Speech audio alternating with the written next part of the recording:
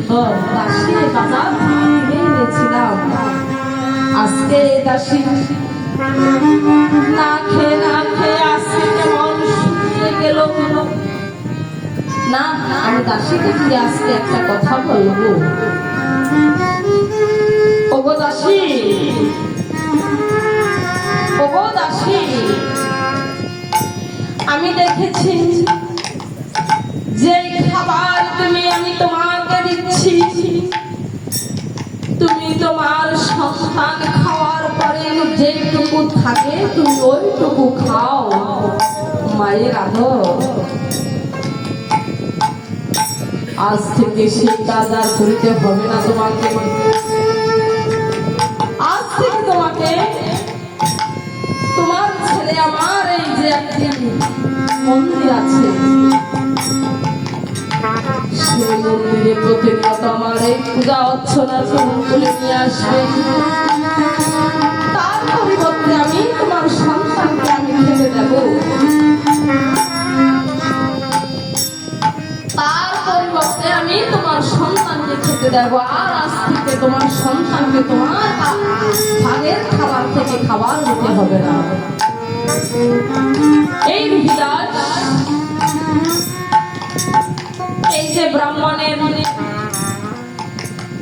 এই মন্দিরের প্রতিনিয়ত সে কাজ করে, ফুল তুলে নিয়ে আসে, মা ছেলে যেই যেভাবে কেটে যাচ্ছে।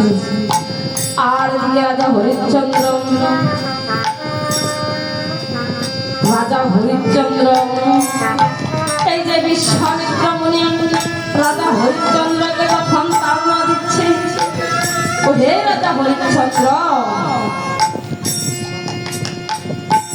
তুমি তো আমাকে 7 কোটি এই যে স্বর্ণ মুদ্রা আমাকে দেবে, তার মধ্যে তুমি 3 কোটি দিয়ে 4 কোটি দিয়েছ, আর 3 কোটি তোমার হয়ে গেল।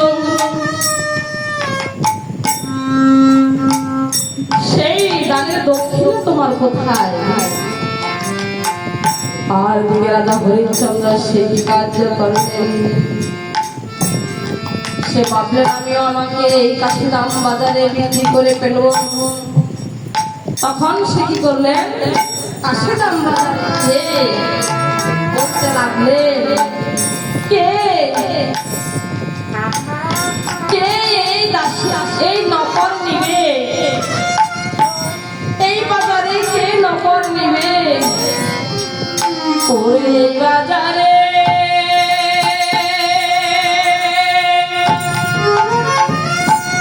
ওরে নকর নিবে,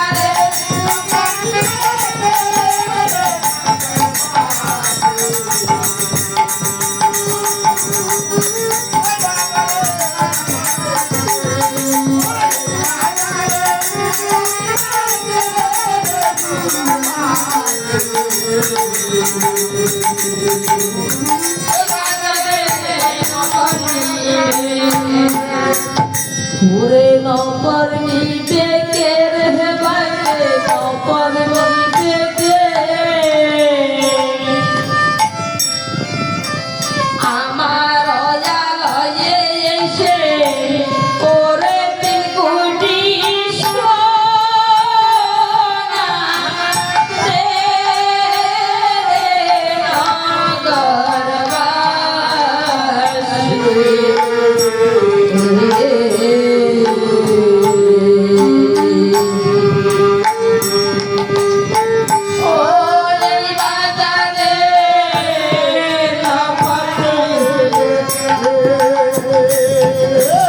এই কথা যখন শুনলেন, এক লোক এসে তখন উপস্থিত হলেন। তখন জিজ্ঞেস করলেন, হে পুরুষোত্তম, তোমার এই নগরের মূল্য কত পাচ্ছ?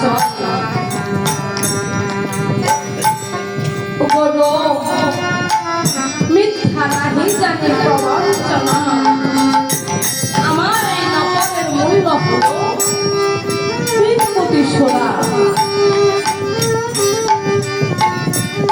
ঠিক আছে, আমি তোমাকে 3 কোটি সোনা দিলাম, তবে একটি শর্ত আছে। সত্যটা হলো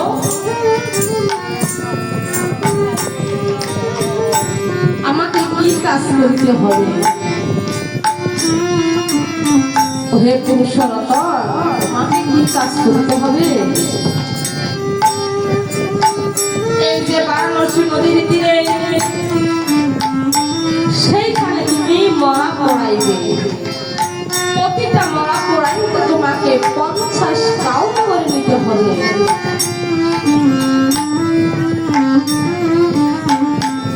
আর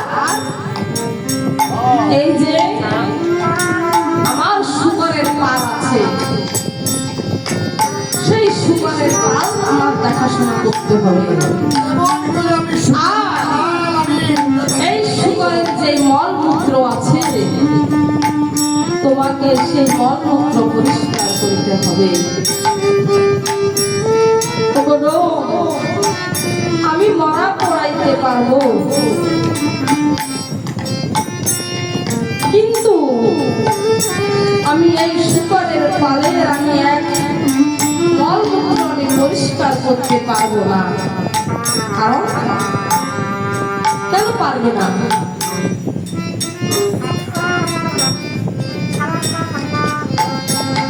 কারণ আমি এই হস্ত দিয়ে কত দান দক্ষিণা করেছি, কত পুণ্য কাজ করেছি।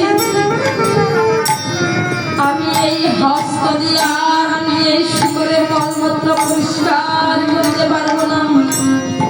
কেন? শুকর হলো একটি নিকৃষ্ট প্রাণী। গীতাতে লেখা আছে,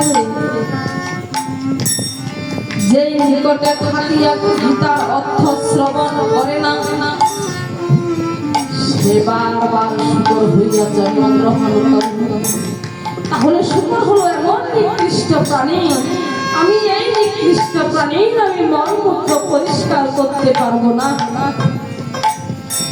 রাজা হরিশ্চন্দ্র আজ সে রাজা হইয়া সে কি করবে? আপনি আমি সবাইকে শিক্ষার জন্য এই যে জীবকে শিক্ষার জন্য এই কাহিনী, এই যে গল্পগুলো দেখেন, কোনো কাজকে কখনো অশ্রদ্ধা করবেন না।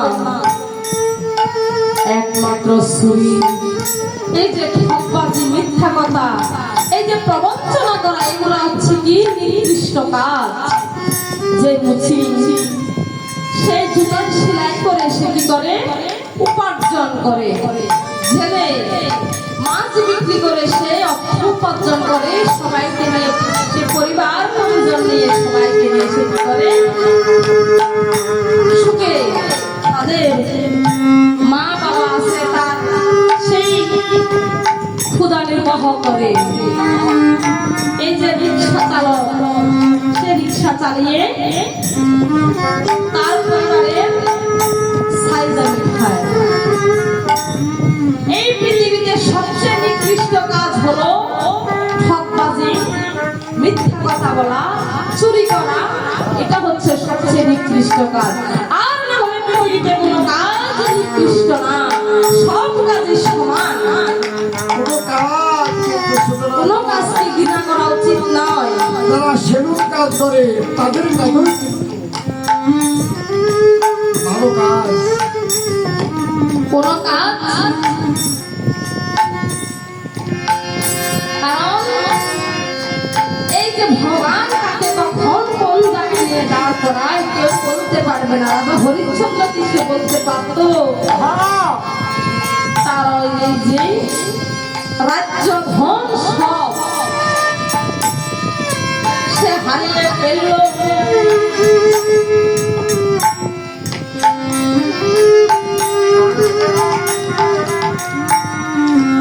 এই যে সে কখনো রাজা, কখনো পথের ভিখারি।